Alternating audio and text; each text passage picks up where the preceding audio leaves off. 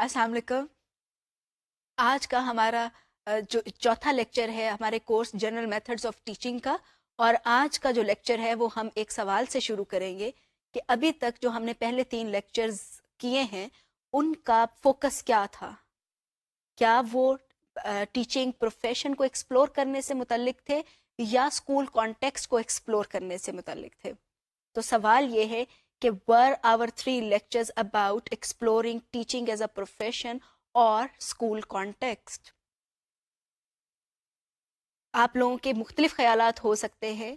मेरा इसमें एक जवाब जो है या ख्याल है वो ये है कि हमारा जो तीनों लेक्चर्स जो पहले हुए हैं they actually try to explore teaching as a profession in school context.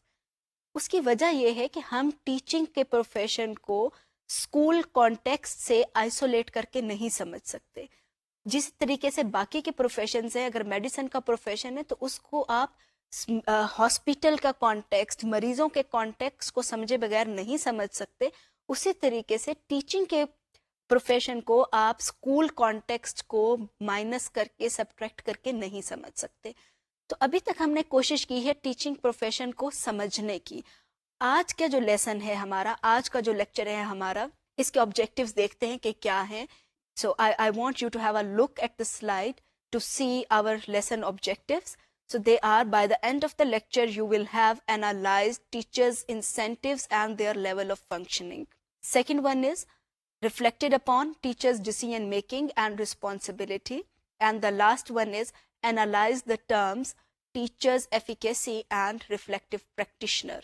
So these are the 2 terms which are important and we are going to discuss. पहला जो है हमारा इंसेंटिव्स के ऊपर हमने देखा कि first objective is related to exploring analysing teachers incentives and level of functioning. Incentives, एक उस्ताद क्यों एक उस्ताद बनता है। कुछ उस्ताद हैं कितने सालों से काम कर रहे होते हैं पर फिर भी वो काम करते चले जाते हैं और उतनी ही एनर्जी के साथ कर रहे होते हैं, खुशी के साथ कर रहे होते हैं। वो क्या वजूहात हैं जो कि उनको खुश रखती हैं और उनको एनर्जी देती हैं। आपके ख्याल में क्या इंसेंटिव्स हो सकते हैं उस्ताद के लिए। रिसर्च जो कहती है कि जो इंसेंटिव्स होते हैं उसमें से पहला इंसेंटिव है that is recognition as an excellent teacher. जब हम ये कहते हैं कि ये एक इंसेंटिव है recognition as an excellent teacher, तो क्या ये रिकग्निशन हुकूमत पाकिस्तान की तरफ से मिलनी चाहिए या ये रिकग्निशन जो है स्कूल को देनी चाहिए कि ये एक बहुत अच्छा उस्ताद है तो ही वो उस्ताद खुश होगा, या ये रिकग्निशन कुछ और है। रिसर्च ये कहती है कि जो बेस्ट रिकग्निशन है दैट कम्स फ्रॉम स्टूडेंट्स। बच्चों की आंखों के अंदर जो एक्साइटमेंट होती है उस्ताद को देख के, जो रिस्पेक्ट होती है, जो वार्मथ होती है, जो अप्रिसिएशन होती है, दैट इज एक्चुअल रिकग्निशन। वो रिकग्निशन इतनी बड़ी है कि उस्ताद जो हैं वो एनर्जाइज्ड हो जाते हैं, वो हर दिन एक नए स्पिरिट के साथ आकर काम कर रहे होते हैं। So according to research the best recognition is got from students and not from government और स्कूल एडमिनिस्ट्रेटर्स। अब हम देखते हैं कि सेकंड चीज़ क्या है, that is respect of colleagues. हम में से हर कोई एक्सपेक्ट करता है कि उसके कॉलीग्स रिस्पेक्ट करें। एक ऑर्गेनाइजेशन है जिनका एक अरसे तक मोटो रहा कि the esteem of our colleagues is the foundation of power. ये इनका जो बेसिकली यही था कि आपने अपने कॉलीग्स की रिस्पेक्ट करनी है क्योंकि वही आपकी पावर के लिए वो फाउंडेशन है। अगर if you want to be powerful, if you want to assert, then you need to be very much, you need to have respect and your esteem should be very high. Actually अगर आप किसी की esteem को high कर रहे होते हैं तो उसके साथ एक और फीलिंग आती है, that is feeling of efficacy. Efficacy की फीलिंग का क्या मतलब है। आपको, अगर मैं आपसे ये सवाल करूं कि आपको कहा जाए कि आप ये काम करें और आपके दिल में ये आए कि मैं तो ये काम नहीं कर सकती या नहीं कर सकता, उस फीलिंग को हम क्या कहेंगे। उस फीलिंग को कहेंगे कि आपके अंदर एफिकेसी की फीलिंग नहीं है। एफिकेसी का मतलब ये एक ऐसी फीलिंग है जो कि आपको ये बताती है कि आप ये काम कर सकते हैं। टीचर्स के लिए एफिकेसी की फीलिंग बहुत इंपॉर्टेंट होती है। میں اس کی ایک مثال دیتی ہوں کہ اسکولس کے اندر بہت ساری ایکٹیویٹیز ہو رہی ہوتی ہیں, اس میں مارننگ اسمبلیز بھی ہو رہی ہوتی ہیں, اسپورٹس بھی ہو رہی ہوتی ہیں, ڈیبیٹس بھی, ڈراماز بھی. There are so many teachers who get very high qualification, they get very good marks, gold medals بھی ان کے پاس ہوتے ہیں, لیکن اور وہ سبجیکٹ اپنا بہت اچھا پڑھا رہے ہوتے ہیں, لیکن کبھی ان کو کہا جائے کہ یہ ایک ڈیبیٹس آپ نے کروانی ہے تو وہ باقاعدہ پریشان ہو جاتے ہیں. ان کا خیال ہوتا ہے کہ وہ تو یہ نہیں کر سکتے. لیکن اگر ان کو کچھ کولیگز جو ہیں وہ ان کو یہ کہہ رہے ہیں کہ نہیں بھائی تم تو اتنے قابل ہو, تم اتنا اچھا یہ والا سبجیکٹ پڑھا رہے ہو, تمہارے اسٹوڈنٹس اتنے اچھے نمبر لے رہے ہیں, گریڈز آ رہے ہیں, اتنی شہرت ہے آپ کے اسٹوڈنٹس کی, آپ تو یہ کام کر سکتے ہیں. وہ بندہ جو ہے نا وہ آدھا تیار ہو جاتا ہے, اس کو لگتا ہے, اپنے اوپر اعتبار آنا شروع ہو جاتا ہے کہ ہاں میں یہ کام کر سکتی ہوں یا کر سکتا ہوں. تو یہ ایفیکیسی کی جو فیلنگ ہے اس کو ڈیولپ کرنے میں آپ کے کولیگز کا بہت زیادہ ہاتھ ہوتا ہے. یہ ایفیکیسی کی فیلنگ آپ کے گھر والے جو ہیں وہ آپ کو ٹھیک ہے they can develop feeling of efficacy in you, لیکن سب سے زیادہ جو ہے آپ کی ورک پلیس کے جو لوگ ہیں وہ آپ کی اس میں مدد کرتے ہیں کہ یہ والی فیلنگ کو کیسے ڈیولپ کیا جانا چاہیے, ڈیولپ ہو سکتی ہے. تو یہ آپ کا انسینٹیو ہوتا ہے. Teachers who don't get this incentive actually they leave profession quite early. اب ہم بات کرتے ہیں کہ تیسرا انسینٹیو کون سا ہے جو کہ ہیلپ فل ہے, یا جو بھی تک میں باتیں کر رہی ہوں they are all from research. تو تیسری چیز ہے جو کہ انسینٹیو ہے, that is working with other professionals. ہم میں سے ہر کسی کی خواہش ہوتی ہے نیا کام کرنے کی, نیا کام سیکھنے کی, اور کئی دفعہ ہمارا دل چاہتا ہے کہ اس لیول کے بندے کے ساتھ کام کیا جائے. آپ کا دل چاہتا ہے اگر آپ آرٹ ٹیچر خود سے نہیں ہیں لیکن آپ کے اسکول کے اندر ایک آرٹ ٹیچر ہے, but you are interested in art, then actually you want to work with that person جو کہ آرٹ کا بندہ ہے. ایٹ ٹائمز آپ کے پاس میوزک کی کوئی کوالیفیکیشن نہیں ہے آپ کو, لیکن انٹرسٹ ہے میوزک میں, آپ کا دل چاہتا ہے کہ میوزک کے ٹیچر کے ساتھ مل کر کچھ کام کریں. تو یہ جو ایک آپ کا انسینٹیو ہے کہ آپ کو اگر یہ اپرچونٹی ملا ہوا ہے کہ you can work with other professionals, then you feel energised. آپ کو وہ آپ کے لیے وہ ایک انسینٹیو ہے. لیکن اگر آپ کا ایک ادارہ ایسا ادارہ ہے جہاں پہ آپ کو اجازت نہیں ہے دوسروں کے ساتھ کام کرنے کی, آپ کو کہا جاتا ہے کہ آپ کی یہ فیلڈ ہے, آپ کی یہ اسپیشلائزیشن ہے, آپ میتھس کے ٹیچر ہیں, so you can work with other maths teachers. If you are a language teacher, you can work with other language teachers, but not with any other person. So maybe you will not be that much motivated. تو یہ تین چیزیں جو ہیں یہ actually they are incentives for the teachers. اب ہم کچھ ویڈیوز دیکھتے ہیں جہاں پہ ہم دیکھتے ہیں کہ عام طور پہ ٹیچرز کیا کہہ رہے ہوتے ہیں. یہ تو ریسرچ جو ہے ہم نے باہر کی دنیا کی اٹھا کے اس کو دیکھا کہ یہ انسینٹیوز ہیں. Let's see what are different motivating factors and incentives for our Pakistani teachers. جہاں تک موٹیویشن کی بات ہے کہ وہ ورک پلیس پہ آپ کو موٹیویشن کیا صرف پیسے سے ملتی ہے؟ پیسہ صرف ایک فیکٹر ہے کہ موٹیویشن آپ کو ملے کہ آپ at least you attend your jobs regularly. But پیسے کے علاوہ کچھ ایسی چیزیں جو کہ پرائمریلی اور سیکنڈریلی امپورٹنٹ ہیں وہ ہیں کہ جب آپ ایک ورک پلیس پہ ایز اے ٹیچر, ایجوکیٹر یا ٹیچر کام کرتے ہوں تو آپ کے ساتھ بہت سارے اسٹوڈنٹس کی زندگیاں وابستہ اس طرح سے ہو جاتی ہیں کہ ان کو اپنی مختلف ضرورتوں کے لیے آپ کے ساتھ رابطہ کرنا پڑتا ہے, جس کے لیے ہم فیل کرتے ہیں اپنے اندر ایک افیلیشن موٹیویشن کہ we are affiliated with students in so many different respects. پھر ہمارے پاس یہ موٹیویشن بھی ہو جاتی ہے کہ ہمیں نہ صرف اپنی کمپیٹنس کو امپروو کرنے کا موقع ملتا ہے بلکہ ہم اسٹوڈنٹس کے اندر بھی وہ کمپیٹنس ڈیولپ کرتے ہیں جس کی ان کو ان کی فیوچر میں یا ان کے پریزنٹ میں ضرورت ہے. اگر ڈفرینٹ لرننگ اپرچونیٹیز کے علاوہ میں بات کروں تو سب سے زیادہ موٹیویشن مجھے اس وقت محسوس ہوتی ہے جب ایک اسٹوڈنٹ آ کے مجھ کو یہ کہتا ہے کہ مس آپ کی دی ہوئی گائیڈنس سے میری اسائنمنٹ میں بہت اچھے گریڈز آئے ہیں, مس آپ کی دی ہوئی گائیڈنس سے میرا کسی اچھے ورک پلیس پہ میں نے اپنی ڈیوٹی جوائن کر لیا ہے, مس آپ کی کاؤنسلنگ کی وجہ سے میرا وہ فیملی ایشو جو میری لرننگ میں ہرڈل کریٹ کر رہا تھا وہ ختم ہو گیا. تو اس وقت you feel really player in yourself کہ you are a source of motivation for the student, not in terms of your professional life, rather you are also helping them in their daily life routines as well. So I think that's the biggest achievement for a teacher.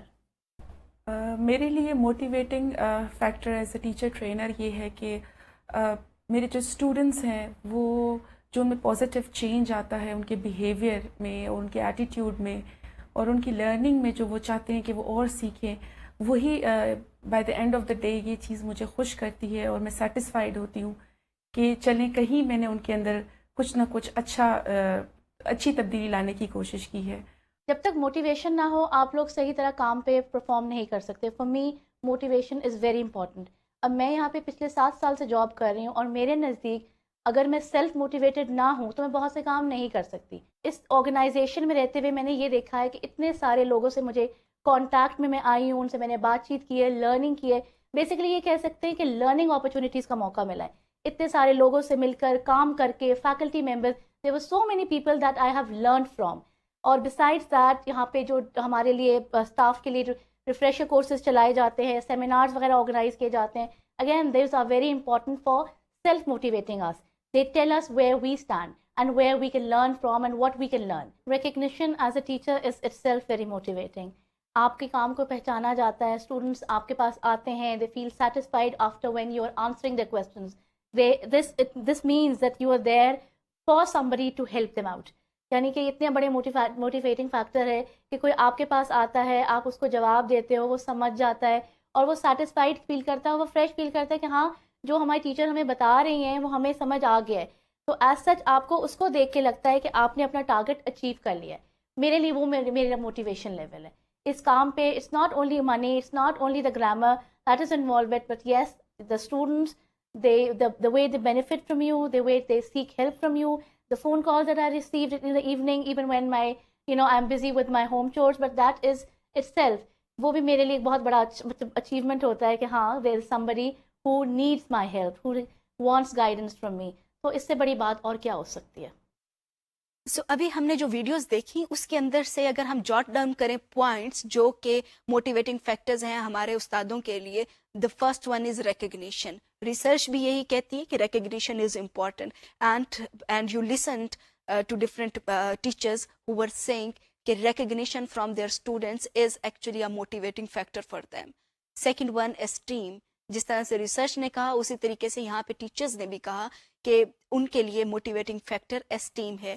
جہاں پہ ان کو لگتا ہے کہ ان کی esteem جو ہے اس کو لوور کیا جا رہا ہے، اس کا خیال نہیں رکھا جا رہا، they don't want to work at that place. جو تیسری بات ہمیں سامنے آئی ویڈیو کلپس کے نتیجے کے اندر وہ تھی گروتھ. کہ people want career growth, people want growth in their learning. اب ان کا دل چاہتا ہے کہ ہم سیکھیں اور ہر دن چیزیں تبدیل ہو رہی ہیں. اسی طریقے سے ٹیچنگ بھی چینج ہو رہی ہے. They want to learn new methods of teaching, they want to learn new activities, they want to learn about classroom management. تو یہ وہ چیزیں ہیں جو کہ وہ سیکھنا چاہتے ہیں، ایک اپنی لرننگ کو انہانس کرنے کے لیے اور دوسرا کیریئر کے اندر بھی گرو کرنے کے لیے. تو اگر ان کو لگتا ہے کہ وہ ساری زندگی، اگر ایک ٹیچر ہے اس نے کلاس 2 کو پڑھا رہا ہے اور وہ ساری زندگی کلاس 2 کو ہی پڑھائے گا، تو that person is not motivated in that school. لیکن اگر اس کو لگتا ہے کہ آج میں ایک کلاس 2 کو میں پڑھا رہی ہوں، کل کو میں بھی کہ میں نے کسی اور کلاس کو پڑھانا ہے اور میں بھی کہ میری پروموشن جو ہے ایک سبجیکٹ اسپیشلسٹ کے طور پر ہو جائے گی، اور یا پھر ایک اور پاتھ ہے، کیریئر پاتھ اس کے سامنے ہے، then that person is more into that profession, that person is more motivated. اس کی ایک اور مثال یہ ہے کہ ہائر ایجوکیشن انسٹیٹیوٹس کے اندر you may start your career as a lecturer and then move to an assistant professor and then associate professor and professor. Unfortunately schools کے اندر اس طرح کی گروتھ ہمیں نظر نہیں آتی ہے. اگر آپ ایک کلاس کے لیے آپ نے پڑھانا شروع کیا تو آپ کی ایک کلاس سے تو دوسری کلاس میں آپ کو پروموٹ کیا جا سکتا ہے یا سوئچ کیا جا سکتا ہے، لیکن اس طریقے سے آپ کی کیریئر پروگریشن ویسے نہیں ہوتی ہے. تو ہمیں اگر اسکول میں بھی یہ چیزیں رکھ دیں تو ٹیچرز ول فیل مور موٹیویٹیڈ اور ان کے لیے ایک انسینٹیو ہوگا. اب ہم بات کرتے ہیں ایک اور چیز کے اوپر جو کہ ہے ہماری levels of functioning, teachers levels of functioning. یہ 4 لیولز ہیں. پہلا لیول ہے intentionally disinviting, second one is unintentionally disinviting, third one is unintentionally inviting, fourth one is intentionally inviting. Little confusing, I repeat, intentionally disinviting. اس کا کیا مطلب ہے intentionally disinviting؟ عام طور کے اوپر یہ ہوتا ہے کہ جب ہم ایک ڈگری لے لیتے ہیں ایجوکیشن کے اندر، ہمیں لگتا ہے کہ اب ہمیں بہت سارا کچھ آ گیا ہے، and we are not very much receptive, we are not very much flexible to new ideas. ہمیں لگتا ہے جو کچھ ہم کر آئے ہیں دیٹ از پرفیکٹ، ہمارے پاس ڈگری ہے. تو ہم انٹینشنلی ڈس انوائٹنگ ہوتے ہیں. اگر ہمیں کوئی مشورہ دے رہا ہے تو ہم اس کو سن نہیں رہے ہوتے، ہم کسی سے مشورہ لے بھی نہیں رہے ہوتے ہیں، ہم یہ بھی شیئر نہیں کر رہے ہوتے ہیں کہ مجھے اس چیز کے بارے میں نہیں پتا. ہم نے جو پچھلا 3rd لیکچر تھا اس کے اندر ایک بات کی تھی کالجیل کانٹیکسٹ کی، جس کے اندر ہم نے یہ کہا تھا کہ کالجیل کانٹیکسٹ پروفیشنل ڈیولپمنٹ کے لیے بہت ضروری ہے. مینٹورز ہوتے ہیں آپ کی اسٹرینتھ. اگر آپ پروفیشنلی گرو کرنا چاہتے ہیں تو you can not work in isolation. آپ کو کسی کو بتانا ہے کہ مجھے یہ چیز سمجھ نہیں آ رہی، میری آپ اس میں ہیلپ کریں. تو اس میں جب یہ والی اسٹیج جو ہے ٹیچرز لیول آف فنکشننگ کے اندر جو پہلی اسٹیج ہے that is intentionally disinviting, وہاں پر آپ شیئر نہیں کرتے ہو. You do not invite people to give you suggestions. اب دوسری اسٹیج آ جاتی ہے. آپ کچھ عرصہ جب کام کرتے ہیں تو آپ کو پتہ چل جاتا ہے کہ it is not a good norm, it is not a norm کہ آپ کسی سے کچھ پوچھ نہیں رہے. You are not sharing your confusions, you are not asking for advice. تو اس وقت میں آپ انٹینشنلی ڈس انوائٹنگ نہیں رہتے. انٹینشنلی ڈس انوائٹنگ کا مطلب ارادی طور کے اوپر آپ ارادتاً آپ پوچھ نہیں رہے ہو، بلکہ آپ غیر ارادتاً نہیں پوچھ رہے ہوتے ہو. مے بی کہ آپ کا ارادہ تو ہو لیکن آپ کی ایک عادت بن گئی ہوتی ہے کہ آپ نہیں پوچھتے، تو آپ نہیں پوچھتے، آپ شیئر نہیں کر رہے ہوتے. اس کے بعد ایک اور لیول آتا ہے فنکشننگ کا، that is in intentionally inviting. ایک وہ وقت آ جاتا ہے کہ آپ اپنی طور پہ کوشش نہیں کر رہے ہوتے ہو لیکن آپ کے منہ سے نکل جاتی ہے کوئی بات. آپ غیر ارادی طور کے اوپر اپنی باتیں، اپنی ٹیچنگ، اپنی کلاس روم کی سچویشنز جو ہیں وہ اپنے کولیگز کے ساتھ شیئر کرنی شروع کر دیتے ہو ان انٹینشنلی. اس کی ایک مثال یہ ہے کہ کوئی اگر بات کر رہا ہے، آپ کا کوئی ارادہ نہیں تھا اپنی بات شروع کرنے کا، لیکن کوئی بات کر رہا ہے تو آپ اس کے اندر اپنے مسائل بھی ڈسکس کرنے شروع کر دیتے ہیں.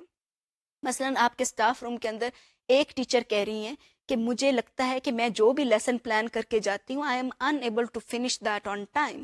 آپ اس کے اندر اس کنورسیشن کا پارٹ بن جاتے ہیں. آپ کہتے ہیں کہ ہاں میرے ساتھ بھی اکثر ایسا ہو رہا ہوتا ہے. Actually you invite suggestions on this how to resolve this problem unintentionally. اس کے بعد کی اسٹیج آتی ہے دیٹ از انٹینشنلی انوائٹنگ. آپ کی یہ وہ اسٹیج ہے that is actually the highest level of your teaching development, کہ آپ کو یہ پتہ چل جاتا ہے کہ آپ کو سب کچھ نہیں آتا، آپ کو ڈیولپ ہونے کی ضرورت ہے. You are able to identify your flaws, you are able to identify your mistakes, and now you want help, you seek help from your mentors, from your colleagues. تو آپ انٹینشنلی انوائٹ کر رہے ہوتے ہو لوگوں کو کہ وہ آپ کو ایڈوائس دیں، آپ کو ہیلپ کریں تاکہ آپ ایک بہتر ٹیچر بن سکیں. So these are 4 levels of functioning, اور mostly teachers pass through these levels, pass through these stages. اس کو آپ لیولز، ایک طریقے سے ہم اس کو لیول بولتے ہیں، ایک طریقے سے آپ اس کو اسٹیجز بھی کہہ سکتے ہیں کہ ان اسٹیجز سے most of the times teachers گزرتے ہیں. لیکن یہ لیولز بھی ہیں. لیولز ان کو اس لیے کہا جاتا ہے کہ اگر ایک استاد ٹیچنگ کے اس نے سٹارٹ کی ہے اور 10 سال ہو گئے ہیں، اگر وہ ابھی تک انٹینشنلی ڈس انوائٹنگ کی سٹیج کے اوپر ہے، that teacher is not a good teacher. آپ کو کچھ عرصے کے بعد انٹینشنلی انوائٹنگ کے لیول پر آنا چاہیے. یہ وہ لیولز ہیں جس کے اوپر آپ ٹیچرز کو جج کر سکتے ہیں کہ کون کتنا اچھا استاد ہے. تو اچھا استاد وہ نہیں ہے جس کو سارا کا سارا اپنا سبجیکٹ نالج آتا ہے، کیونکہ سبجیکٹ نالج بھی چینج ہوتا رہتا ہے. آپ ہمیشہ کے لیے ایک ہی کتاب کو نہیں پڑھا سکتے، اس کے اندر بھی ریسرچ ہے اور نئی چیزیں آ رہی ہوتی ہیں. تو یہ جو ڈفرینٹ لیولز ہیں، ان میں سے بہترین لیول وہی ہے کہ جہاں پہ آپ زیادہ فلیکسیبل ہیں. You invite people to correct you. So these are the 4 levels of teachers function. اب ہم ایک اور چیز کی طرف چلتے ہیں جو کہ بہت دلچسپ چیز ہے، teacher as a decision maker. آپ کا کیا خیال ہے کہ استاد کے ہاتھ میں اختیار ہے کیا وہ کچھ ڈیسیژنز لے سکتا ہے یا نہیں. میں نے اپنے تجربے میں یہ سیکھا ہے کہ عام طور کے اوپر استاد یہ کہہ رہے ہوتے ہیں کہ ہمارے اختیار میں تو کچھ بھی نہیں ہے, ہم نے تو وہی کرنا ہے جو کہ ہمیں اوپر والے کہیں گے, جو ہمیں گورنمنٹ کہے گی یا ہمارے اسکول کے مینیجرز کہیں گے, پرنسپلز کہیں گے. ہمارے ہاتھ میں تو کچھ بھی نہیں ہے, ہم تو وہی کریں گے نا. چلیں ہم دیکھتے ہیں کہ استاد کے پاس کتنا اختیار ہے. یہ کچھ 7 سوال ہے جو کہ میں نے لکھے ہیں. We will read out these questions and try to see کہ کتنا کہاں پہ استاد کے پاس اختیار ہے. پہلا سوال ہے وٹ ٹو ٹیچ. میرا خیال ہے کہ استاد کے پاس بہت زیادہ اختیار نہیں ہوتا جب کانٹینٹ ڈیسائیڈ کرنے کی بات آتی ہے. اس کو اسکول کے اندر, اگر وہ ایک اسکول سسٹم کے اندر کام کر رہا ہے تو اسکول سسٹم ڈیسائیڈ کرتا ہے کہ کون سی جماعت میں کیا کچھ پڑھایا جانا چاہیے, اور ایون کہ کون سے ہفتے میں کیا کانٹینٹ پڑھایا جانا چاہیے. تو استاد بے اختیار ہے. گورنمنٹ اسکولس کی ہم بات کرتے ہیں تو وہاں پہ بھی منسٹری آف ایجوکیشن نے ایک کریکولم بنایا ہے, اس کے بعد کتابیں لکھی گئی ہیں, ٹیکسٹ بکس لکھی گئی ہیں, اور وہ بھی اوپر سے آ جاتا ہے کہ آپ نے یہ پڑھانا ہے, یہ والا کانٹینٹ ہے. تو استاد واقعی ہی بے اختیار ہے جہاں تک وٹ ٹو ٹیچ کی بات ہے.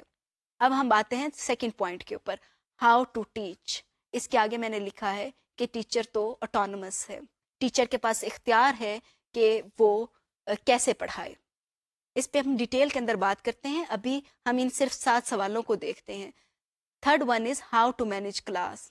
Teacher is autonomous. Number 4 how to assess people's learning. Again teacher has autonomy. Number 5, how to give feedback. Again, teacher has autonomy. Number 6, which resources to be used in classroom learning. Autonomy ہے کسی حد تک, مکمل طور پہ autonomy نہیں ہوتی جب ہم یہ question number 6 کی بات کرتے ہیں. Which activities to be used. Again, autonomy. ان سارے پوائنٹس کو جب ہم نے دیکھا ہے, آپ ریفلیکٹ کریں, کیا استاد واقعی میں با اختیار ہے یا بے اختیار ہے؟ زیادہ چیزوں میں تو استاد کے پاس اختیار ہے. استاد بے اختیار شاید کہ مکمل طور پر ایک آدھ جگہ کے اوپر ہے, باقی استاد با اختیار ہے. It means we can participate in decision making. We are decision makers. اب ہم دیکھتے ہیں کہ کیسے استاد جو ہے وہ ڈیسیژنز لے سکتا ہے اور ذمہ داریاں استاد کی کیا ہیں. اگر استاد کے پاس اختیار ہے, so what are teachers' responsibilities. پہلی چیز جو ہم نے دیکھی کہ استاد کے پاس اختیار ہے یہ ڈیسائیڈ کرنے کے لیے کہ کیسا پڑھایا جانا چاہیے.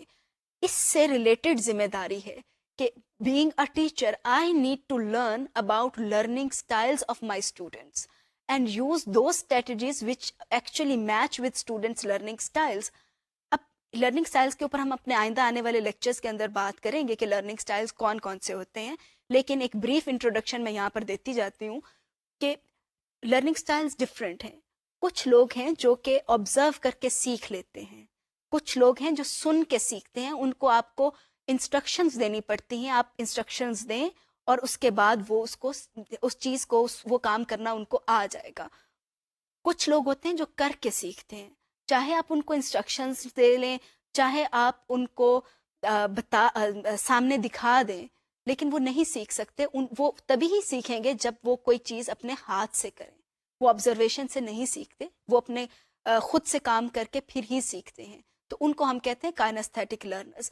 ہماری کلاس میں مختلف قسم کے بچے ہوتے ہیں. There are some children who are visual learners, there are others who are auditory learners, and there are still others who are kinesthetic learners.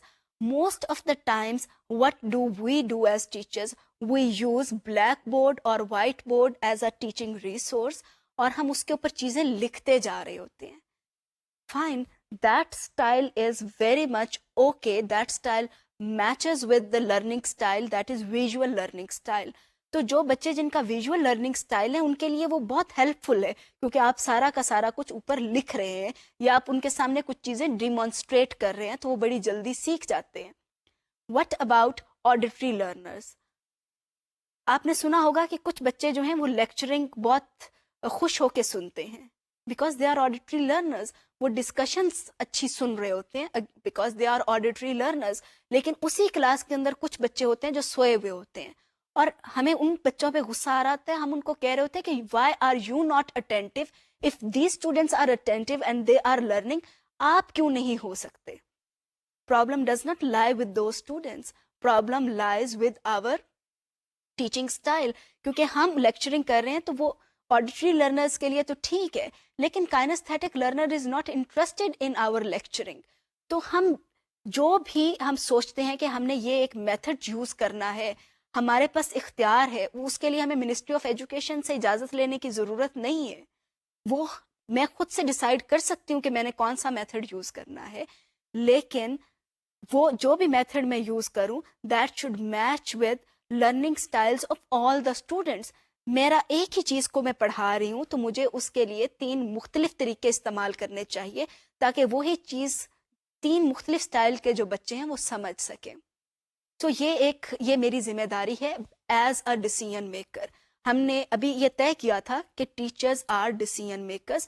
تو ہماری ذمہ داریاں کیا ہیں؟ ابھی تک ہم نے ایک ذمہ داری پہ بات کی ہے کہ مجھے بچوں کے لرننگ سٹائلز کے متعلق جاننا ہے اس سے پہلے کہ میں کوئی بھی ٹیچنگ میتھڈ کے متعلق ڈیسائیڈ کروں. ایک اور چیز جو ہے ذمہ داری کے حوالے سے, ہم نے پچھلی سلائیڈ کے اندر دیکھا کہ میرے پاس یہ بھی اس چیز کا بھی اختیار ہے کہ میں اپنی مرضی کے ایکٹیویٹیز کو میں ڈیسائیڈ کر سکتی ہوں, یوز کر سکتی ہوں کلاس کے اندر. تو ذمہ داری کیا ہے میری؟ Which activities to be used, I should use only those activities which maximize students' learning. مجھے اپنے کلاس روم کی سیٹنگ ارینجمنٹ کو ایسے آرگنائز کرنا ہے جس سے بچے میکسیمم سیکھ سکیں. I need to maximize students' learning in all respects.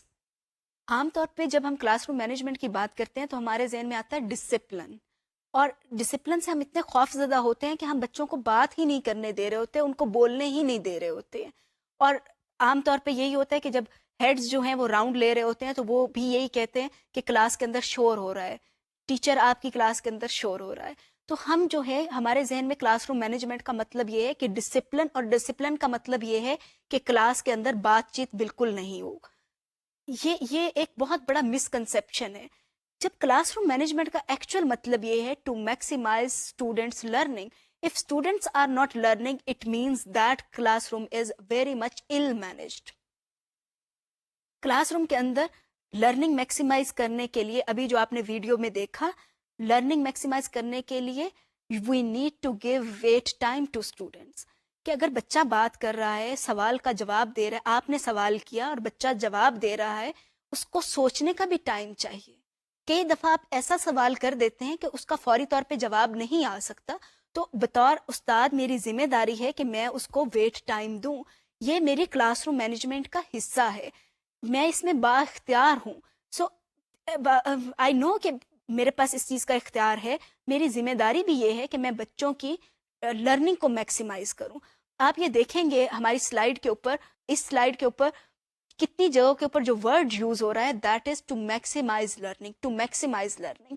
تو اگر ہماری کوئی بھی ہمارے جو ڈیسیژن میکنگ کی وجہ سے if students learning is not being maximized, then actually we are not fulfilling our responsibility. اب ہم بات کرتے ہیں ایک اور چیز کے اوپر, that is giving constructive feedback to maximize students learning. اس سے پچھلی سلائیڈ کے اوپر میں نے آپ کو دکھایا تھا جس میں ہم یہ طے کر رہے تھے کہ ٹیچر کے پاس کہاں کہاں پہ اختیار ہوتا ہے, آٹونومی کس کس جگہ کے اوپر ہے. اس میں ایک آٹونومی ہے to monitor students progress, to monitor students learning. جب ہم مانیٹر کر رہے ہوتے ہیں اسٹوڈینٹس کی لرننگ کو تو اس میں بہت اہم چیز آ جاتی ہے فیڈ بیک. میرا آپ سے سوال یہ ہے, آپ کو اپنے بچپن کے اندر جب آپ اسکول جاتے تھے تو کس قسم کا فیڈ بیک ملا کرتا تھا؟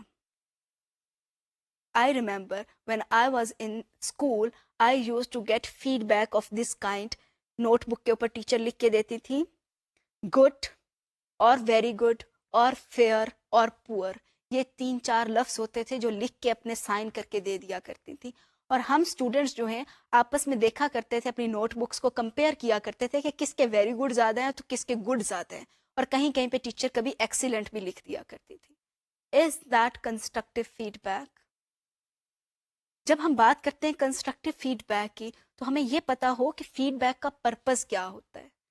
فیڈ بیک کا مطلب یہ ہے کہ آپ بچے کو بتائیں کہ اس کی کیا اسٹرینتھس ہیں اور کیا ویکنیسز ہیں.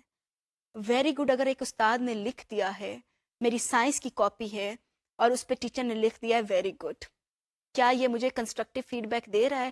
کیا مجھے پتا چل رہا ہے کہ کیا چیز اچھی ہے؟ ویری گڈ ہے تو کیا ویری گڈ ہے. اسی طریقے سے اگر میں نے ایک انگریزی کا ایسے لکھا ہے یا اردو کا ایسے لکھا ہے اور ٹیچر نے اس کے اوپر لکھ دیا ہے فیئر, کیا یہ کمیونیکیٹ کر رہا ہے مجھے کہ اس کا کیا مطلب ہے؟ اور ایٹ ٹائمز ٹیچر صرف ایک ٹک لگا کے سائن کر دیتی ہیں, کیا وہ ٹک جو ہے وہ فیڈ بیک مجھے دے رہا ہے؟ اسی طریقے سے اگر ایک استاد نے پور لکھ کے دے دیا ہے, پور مجھے کیا بتا رہا ہے کہ میں نے کس قسم کا کام کیا ہے؟ All these words are examples of poor feedback. اگر میں نے ایک ایسے لکھا ہے اور اس کے اوپر کنسٹرکٹیو فیڈ بیک کیا ہو سکتا ہے کہ استاد مجھے بتائے کہ اگر یہ ویری گڈ ہے تو ویری گڈ ہے گرامر پہ, آپ کی گرامر کی کوئی مسٹیک نہیں ہے, آپ کے spellings are very good, choice of vocabulary is very good, یا پھر کہ آپ نے اس کا انٹروڈکشن بہت اچھا لکھا ہے, یا آپ نے اس کی ڈیولپمنٹ اچھی کی ہے, یا اینڈ کے اوپر یا آپ نے اس کو کنکلوڈ اچھا کیا ہے. اسی طریقے سے ہم بایولوجی کی ایک ایگزامپل لیتے ہیں کہ ایک بچے نے ایک ڈایاگرام بنائی ہے, اس کو لیبل کیا ہے, ساتھ میں اس کی ڈسکرپشن بھی دی ہے, اور ڈایاگرام تو بہت اچھی بنی ہے, اس کی لیبلنگ بھی بڑی اچھی ہوئی ہے, لیکن ڈسکرپشن جو ہے وہ اتنی اچھی نہیں ہے. تو استاد یہ لکھ سکتا ہے کہ your diagram is very well labelled but your description needs improvement. اگر یہ والی بات بچے کو لکھ کے دی جا رہی ہے تو بچے کو پتہ چل رہا ہے کہ I am good in this area but I need to work in an other area. تو کنسٹرکٹیو فیڈ بیک کا بہت رول ہوتا ہے بچے کی ایجوکیشنل اچیومنٹ کے اندر. ہم جو ویگ ورڈز یوز کر دیتے ہیں, fair, good, pretty good, superb, ان سے بچہ کچھ نہیں سیکھتا. وہ صرف خوش تو ہو سکتا ہے کہ مجھے اتنے سٹارز ملے ہیں, اتنے ویری گڈز ملے ہیں, اتنے گڈز ملے ہیں, لیکن اس سے اس کی لرننگ اچیومنٹ کے اوپر کوئی فرق نہیں پڑ رہا ہوتا. اب ہم بات کرتے ہیں ٹیچر کی ذمہ داری کی regarding using different assessment strategies. ہم نے بات کی تھی کہ استاد با اختیار ہے ڈفرینٹ ٹیچنگ میتھڈس کو یوز کرنے کے لیے, ڈفرینٹ اسیسمنٹ میتھڈس کو یوز کرنے کے لیے. تو اب ہم بات کرتے ہیں کہ استاد کی ذمہ داری کیا ہے اس حوالے سے. What do we do to assess students' learning? ایک جو عام طریقہ ہے ہمارے گورنمنٹ اسکولس کے اندر وہ تو ہے ٹیسٹ کا, کہ آپ نے بچوں کو ٹیسٹ دے دیا اور اس سے پتہ چلا کہ بچے جو ہے ان کو کتنا آتا ہے. اب ہم اپنے پرائیویٹ اسکولس کے اندر آتے ہیں جن کے بروشرز کے اوپر لکھا ہوا ہوتا ہے monthly test, weekly test, and we parents get very much impressed کہ ہاں یہ اسکول بہت اچھا ہے, یہاں پہ ویکلی ٹیسٹ ہو رہے ہیں, یہاں پہ منتھلی اسیسمنٹس ہو رہی ہیں, منتھلی ٹیسٹ ہو رہے ہیں, تو ہمارے لیے یہ چیزیں بہت اچھی ہیں. لیکن کیا ہم استاد اپنی ذمہ داری اس وقت میں پوری کر رہے ہوتے ہیں یا نہیں؟ شاید کہ نہیں. ہمارے پاس اختیار ہے کہ ہم اپنی مرضی کی اسیسمنٹ اسٹریٹجی یوز کر سکیں بچوں کی لرننگ کو اسیس کرنے کے لیے. Again it is to maximize people's learning. اس پہ ہم اور بات کرتے ہیں, لیکن میرا ان ساری باتوں سے پہلے آپ سے ایک سوال ہے. سوال یہ ہے کہ کیا ٹیسٹ کے رزلٹ کے اندر جو بچوں کا سکور آ رہا ہوتا ہے اس سے بچوں کی لرننگ میں کوئی فرق پڑ رہا ہوتا ہے یا نہیں؟ میتھس کا ٹیسٹ میں نے دیا, میرے اس میں سے 10 نمبر آئے 20 میں سے, مجھے استاد نے بتا دیا کہ تمہارے 10 نمبر ہیں. کیا اس سے میری لرننگ میں اضافہ ہوگا یا نہیں ہوگا؟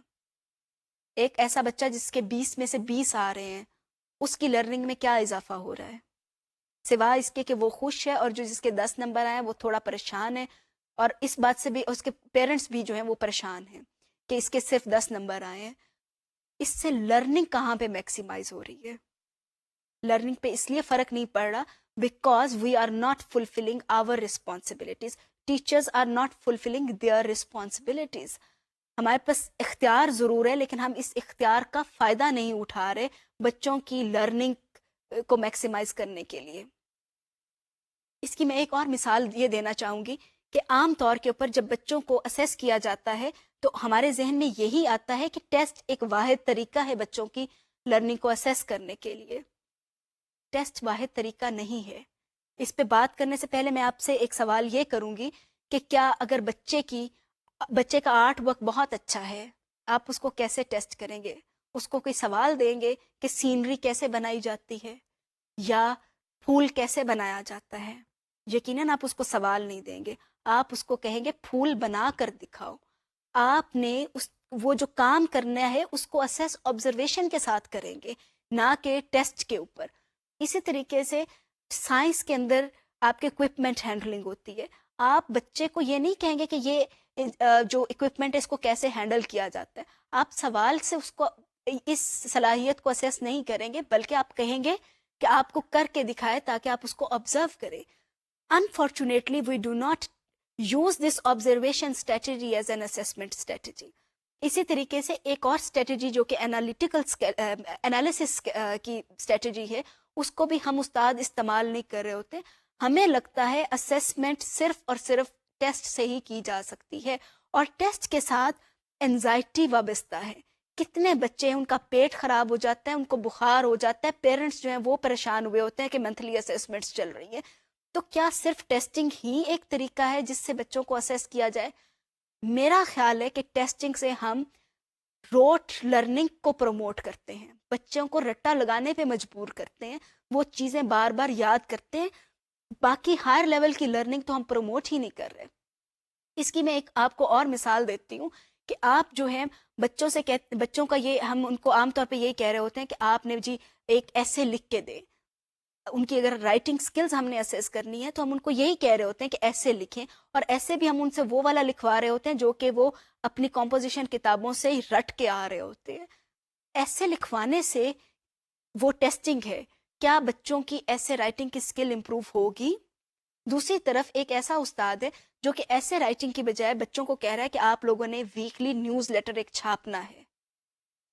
میرا خیال ہے کہ ان بچوں کی لرننگ زیادہ ہو رہی ہوگی جو کہ خود سے ذمہ داری لیں گے کہ انہوں نے نیوز لیٹر چھاپنا ہے. جب بچوں کو پتہ ہے انہوں نے نیوز لیٹر چھاپنا ہے تو they will go and conduct certain interviews. وہ اور مٹیریل نکال کر لائیں گے اور اس کو بیٹھ کے ایڈٹ کر رہے ہوں گے، اور اس کے نتیجے کے اندر they will be able to produce a newsletter. ان کی رائٹنگ سکلز ڈیفینیٹلی اس طریقے سے زیادہ بہتر ہوں گی، بجائے اس کے کہ آپ ہمیشہ اس سے ٹیسٹ دے کے ہی دیکھتے رہیں کہ اس بچے کو کتنا آ گیا ہے لکھنا، لیٹر رائٹنگ کتنی آ گئی ہے. ہمارے بچے لیٹر رائٹنگ سیکھتے ہیں انگریزی کے اندر، ایسے رائٹنگ سیکھتے ہیں 14 سال کے بعد بھی ان کے لیے مشکل ہو رہا ہوتا ہے کہ وہ لیٹر کیسے لکھیں اور ایسے کیسے لکھیں. لیکن اگر آپ بچوں کو بہت انیشیل لیول کے اوپر عادت ڈال دیتے ہیں ایسا کام کرنے کی جس کو آپ آبزرو کر سکیں. بات یہ ہے کہ we need to observe students, we need to assess students to maximise their learning. تو ایکچولی آپ ان کو ایسی ٹاسکس دیں جن کے اوپر آپ اسیس تو ان کو کر رہے ہیں، لیکن اس سے بچوں کی لرننگ امپروو ہو رہی ہے. ہم ان کو ٹاسکس ایسی دے ہی نہیں رہے ہوتے، ہم تو صرف ٹیسٹ دے رہے ہوتے ہیں، اور اس سے لرننگ جو ہے وہ میکسیمائز ڈیفینیٹلی نہیں ہوتی ہے. اب ہم ایک اور چیز کے اوپر بات کرتے ہیں، use of relevant low cost resources. سب سے امپورٹنٹ ریسورس ٹیچر کے پاس کلاس روم ہے، نیچرل انوائرمنٹ اس کا ریسورس ہے. ہم جب اسٹوڈنٹ ٹیچرس کو کہتے ہیں نا کہ آپ نے لو کاسٹ مٹیریل یوز کرنا ہے یا ریسورسز یوز کریں، آڈیو ویژول ایڈز یوز کریں بچوں کو پڑھانے کے لیے، ان کے ذہن میں سوال آتا ہے چارٹ پیپرز تو ہمارے اسکول والے ہمیں دیں گے نہیں. Resources are not chart papers, there are natural resources, and classroom itself is a very big resource جس کو ہم نظر انداز کر رہے ہوتے ہیں. اس کی مثال یہ ہے کہ اگر ایک استاد نے میٹلز نان میٹلز کا کانسیپٹ پڑھانا ہے اسٹوڈنٹس کو، تو بجائے اس کے کہ چارٹ پیپرز کے اوپر تصویریں بنا کر لائیں کہ یہ چیزیں میٹلز ہیں اور یہ چیزیں نان میٹلز ہیں، کلاس کے اندر وہ بچوں سے کہیں کہ آپ مجھے بتائیں کہ یہاں پہ کون سی چیزیں ہیں جس کے اندر کوئی میٹل یوز ہوا ہے. بچے خود سے آئیڈینٹیفائی کر دیں گے، تو کلاس روم کو آپ ایز اے ریسورس یوز کر رہے ہیں. اسی طریقے سے بچوں سے کہیں کہ آپ بتائیں نان میٹل چیزیں کون سی ہیں، ان کی لسٹ بتائیں. آپ اس لسٹ کو بورڈ کے اوپر لکھیں، آپ کے پاس پوری چیزیں آ جائیں گی کہ یہ والے میٹلز ہیں اور یہ والے نان میٹلز ہیں. اسی کے اوپر آپ بچوں سے کہیں کہ ایکسٹینڈ کریں، آپ بتائیں کہ میٹلز میں کیا چیزیں کامن ہیں، نان میٹلز میں کیا چیزیں کامن ہیں، اور بچے خود سے اس کی ڈیفینیشن بنا لیں گے کہ میٹلز کی یہ ڈیفینیشن ہے اور نان میٹلز کی یہ ڈیفینیشن ہے. What do we teachers do? We actually put these things, pictures on chart papers، جا کے بچوں کو دکھاتے ہیں کہ یہ میٹلز ہیں، یہ نان میٹلز ہیں، اور ان کے یہ کریکٹرسٹکس ہیں اور ان کے یہ کریکٹرسٹکس ہیں. بچے بھی بور ہو رہے ہوتے ہیں، کوئی ہماری بات بھی نہیں سن رہا ہوتا. ہم اس مٹیریل کو بھی صحیح طریقے سے استعمال نہیں کر رہے ہوتے. جب آپ کے پاس کلاس روم کے اندر چیزیں موجود ہیں, آپ ان کی پکچرز کیوں لے کر جائیں گے؟ Over here we need to fulfil our responsibility. ہمارے پاس اختیار ہے بہت سارے ریسورسز کو استعمال کرنے کا, تو ہماری ذمہ داری بھی یہی ہے کہ ہم لو کاسٹ مٹیریلز کو اور کلاس روم کو ایز اے ریسورس یوز کریں. اب ہم ایک اور چیز کے اوپر بات کرتے ہیں جو کہ ہم نے شروع کے اندر آئیڈینٹیفائی کی تھی اپنے جب ہم ڈسکس کر رہے تھے اپنے لرننگ آبجیکٹیوز کو. اس کے اندر ہم نے یہ طے کیا تھا کہ ہم کچھ ٹرمز کو ڈیفائن کرنے کی کوشش کریں گے, جس کے اندر ایک ٹرم ہم نے ایفیکیسی وہ ہم ڈیفائن کر چکے ہیں. اب جو دوسری ٹرم ہے جو کہ اب ہم ڈیفائن کرنے جا رہے ہیں, دیٹ از ریفلیکٹیو پریکٹس. اس کو ڈیفائن کرنے سے پہلے میں یہ چاہتی ہوں کہ آپ ذرا سوچیں کہ آپ نے اپنے اسکول لائف کے اندر لائٹ ریفلیکشن کی بات پڑھی ہوگی, آپ نے ساؤنڈ ریفلیکشن کا سنا ہوگا. لائٹ ریفلیکشن کیا ہوتی ہے؟ Light reflection is bouncing back of light to create an image. آپ نے پڑھا ہوگا کہ جب بھی آپ مرر کے اندر دیکھتے ہیں, آپ کو اپنی امیج اس لیے اپنا امیج نظر آ رہا ہوتا ہے کیونکہ اس وقت میں لائٹ ریفلیکٹ ہو رہی ہوتی ہے. So light reflection actually creates an image. ہم ٹیچنگ ریفلیکشن کی بات کرتے ہیں. ٹیچنگ ریفلیکشن کیا ہے؟ Just take 10 seconds to formulate what teaching reflection is. اس کو ہم ریفلیکٹیو پریکٹس بھی کہتے ہیں, اور میں نے اس وقت میں ایک اپنے طور کے اوپر سوچا ہے کہ اس کو میں کیسے لائٹ ریفلیکشن کی ڈیفینیشن کے ساتھ ریلیٹ کر سکتی ہوں. تو اس کے لیے یہ میں نے لکھا ہے, آپ اس کو دیکھیے اور اس کو دیکھیے کہ کس طریقے سے میں نے اس کو ریلیٹ کرنے کی کوشش کی ہے. میں ریپیٹ کرتی ہوں, لائٹ ریفلیکشن کو bouncing back of light to create an image, اور جو ریفلیکٹیو پریکٹس ہے اس کو میں نے لکھا ہے answering some key questions to create an image of the classroom. Teaching and learning is reflective practice. Reflective practice استاد کے لیے کیا ہے؟ یہ لائٹ نہیں ہے جس کی ریز باؤنس بیک ہو رہی ہیں. یہ ہے کہ کچھ سوال آ رہے ہیں, ان سوالوں کے جواب اگر استاد دے رہا ہے to improve her or his learning or to create an image of her classroom, then that is reflective practice. میں ایک اور اس کی مثال دیتی ہوں, پھر ہم اس کو ڈیٹیل میں دیکھتے ہیں, ہمارے لیے سمجھنا آسان ہوگا. آپ نے کسی فنکشن پر جانا ہے, آپ اپنا امیج عام طور پہ مرر کے اندر دیکھتے ہیں. مرر کے اندر آپ کو پتہ چل گیا کہ آپ کیسے لگ رہے ہیں, پر پھر بھی آپ کسی دوسرے سے, اپنے بہن بھائیوں سے, ماں باپ سے, بچوں سے پوچھتے ہیں کہ میں کیسی لگ رہی ہوں یا کیسا لگ رہا ہوں. کیوں؟ مرر نے تو آپ کو بتا دیا کہ آپ کیسے لگ رہے ہیں, پھر بھی آپ سوال کرتے ہیں تاکہ آپ کو تسلی ہو جائے کہ میں کیا اس فنکشن میں جانے کے لیے بالکل ٹھیک ہوں یا نہیں. جب ہم ٹیچنگ کی بات کرتے ہیں تو ٹیچنگ میں بھی یہ بہت امپورٹنٹ ہے. ہمیشہ کوئی ہمیں بتانے کے لیے وہاں پہ موجود نہیں ہے کہ آپ کی ٹیچنگ ایسے تھی, آپ کا کلاس روم ایسا نظر آ رہا تھا. اس کے لیے ہمیں اپنے آپ سے سوال کرنے ہیں کہ کیا جب میں پڑھا رہی تھی تو میری کلاس کے 30 اگر بچے تھے تو ان میں سے کتنے بچوں نے ہاتھ کھڑا کیا جب میں نے یہ سوال کیا, کتنے بچوں نے بڑھ کر پارٹیسپیٹ کیا, کتنے بچوں نے ڈسکشن میں پارٹیسپیٹ کیا, کتنے بچوں نے ٹھیک ٹھیک لکھا, کتنے بچوں نے ریسورسز کا صحیح استعمال کیا. مجھے یہ سوال اپنے آپ سے کرنے ہیں. جب یہ والے سوال میں اپنے آپ سے کروں گی اور اس کے میں آنسرز اس کو لکھوں گی ایک پیپر کے اوپر کہ یہ والے میرے آنسرز ہیں, وہ آنسرز مجھے بتائیں گے کہ ایکچولی میرے کلاس روم کا کیا ماحول تھا, میرے کلاس روم کے اندر لرننگ ہو رہی تھی یا نہیں ہو رہی تھی. اگر ہو رہی تھی تو اس کا ایویڈنس میرے سامنے آئے گا. ایک دفعہ مجھے وہ والا امیج نظر آ جائے گا, میں اپنی نیکسٹ کلاس کو امپروو کر سکتی ہوں. So reflective practice is very very important for a teacher.